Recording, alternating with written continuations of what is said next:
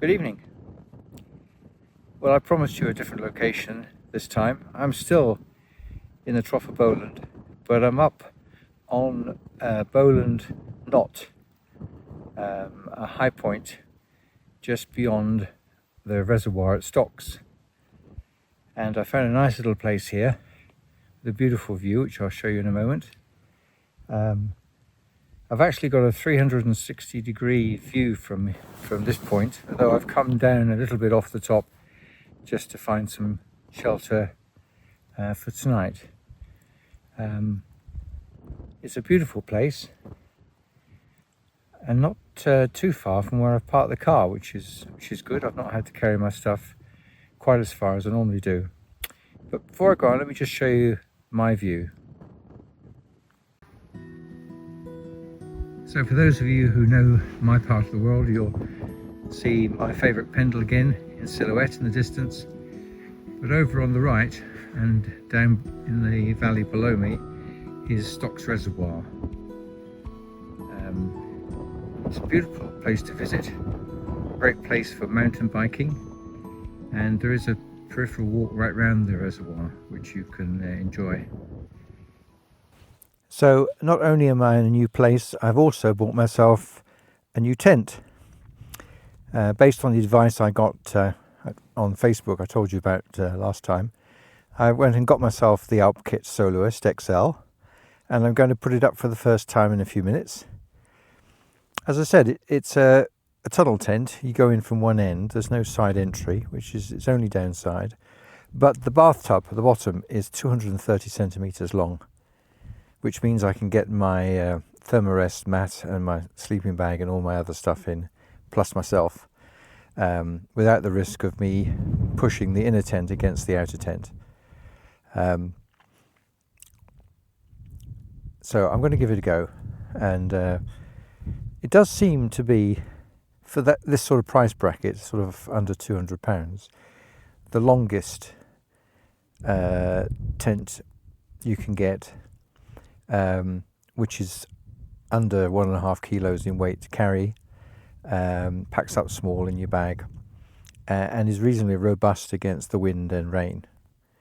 Just in case I get caught one day, there's a sudden change in the weather, I've got everything I need.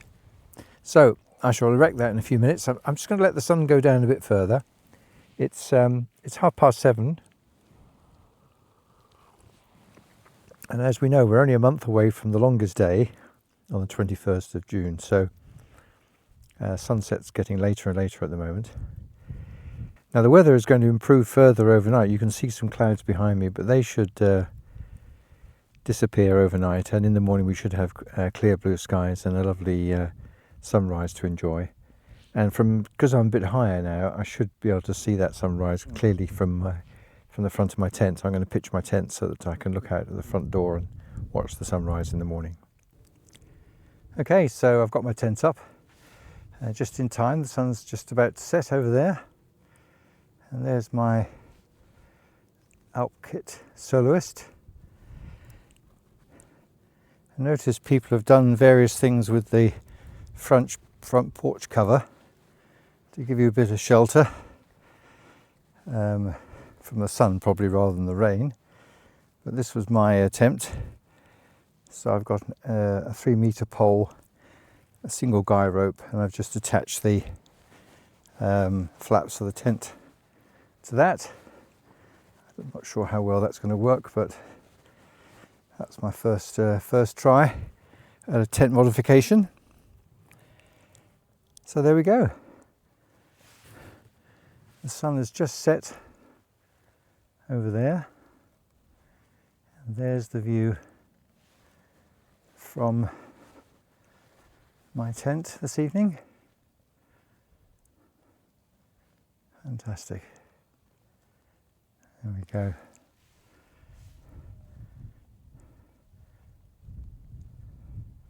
So I'm going to get my stuff inside and get myself settled before I have something to eat. I hope you like my WildCamping4U Soloist XL tent.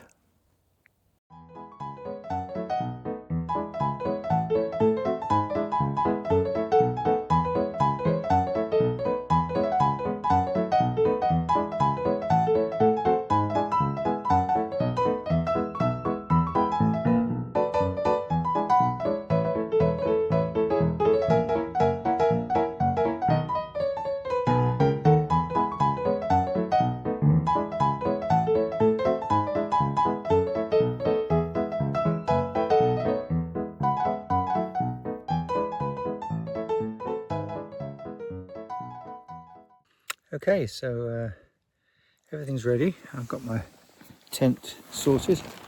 As you can see, it's cavernous inside, really long. And I've put my rucksack inside that plastic bag.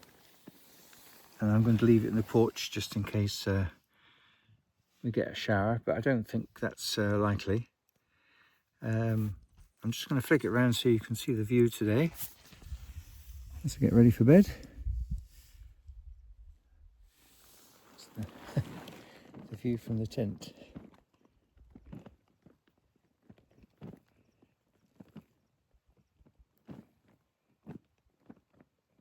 That's stunning scenery. Despite the image on the phone, it really is dusk now. The sun's well and truly gone, and the red sky's disappeared. And I had a slight scare because a 4x4 drove up the road with a trailer on the back and stopped right next to my car. So I thought, oh, here we go. Anyway, I came back to my tent and kept my head down. But you know, I think he'd just come up to that point to watch the sunset like me. And when I looked again, 10, 15 minutes later, he'd gone, he'd driven off. Now, I'm persevering with these things. This new supplier, they are more reliable. I've got chicken tikka with rice tonight. When I finish eating all these meals, I think I will try something else just for a change. One idea I had was, particularly in the early part of the year, that when you're warming up the meal inside the bag, you know the way it works. You put the water in, seal it, put your sealed thing inside.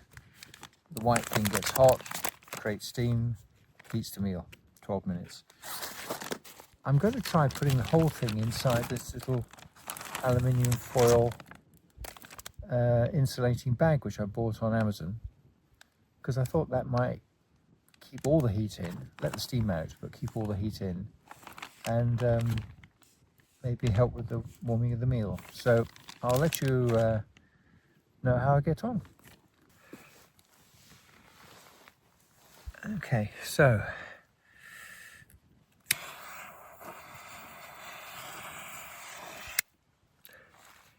that's my little stove lit, and my phone is actually saying it needs more light. It's at the limit of its ability to deal with the darkness. Okay, so it has finally got dark according to the camera. It really is dark now. I've just lit my little stove, and I've got coffee here. My meal's cooking in that bag. It's got a couple of minutes to go yet. It does seem to have kept the heat in, so hopefully the meal will be even warmer than it is normally, which would be nice. It could be just a wee bit warmer, I think. My tangier has fired away, so I'm just going to put the simmering ring on because I don't want to draw too much attention to my location. There we go. Just make the flame a little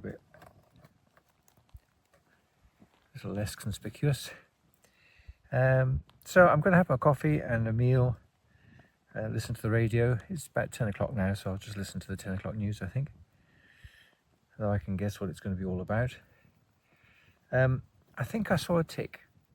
It could have been a spider, but I killed it. And I've tucked my trousers inside my socks, and I will give myself a good brush down before I get into the tent tonight. I think it's been more of a problem on the Lake District than here. But there was something crawling on my rucksack that had been just lying in the grass. So I should have taken a photograph really before I squashed it. Never mind. I have got, though, with me a thing for removing ticks. So if I find one, I can deal with it. I thought I'd better make sure I came prepared. So I've added that to my list of first aid kit items. So I've got my wee dram of whiskey here. Here it is, which I will have after my meal, and then it'll be time for bed, and I'll see you when the sun comes up in the morning. Thanks again for watching, and I do hope you've been able to get out and enjoy wild camping in a slightly more relaxed way perhaps than many of my fellow wild campers, but this is fantastic.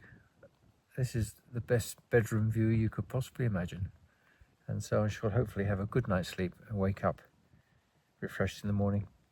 I'll see you then. Thanks again for watching my YouTube channel. And also thank you to the subscribers. I've got subscribers, which is rather exciting, but there we go. So if you have subscribed to my channel, thank you very much. And I hope you enjoy this latest video, which is my 6th solo wild camp. Until tomorrow, night night.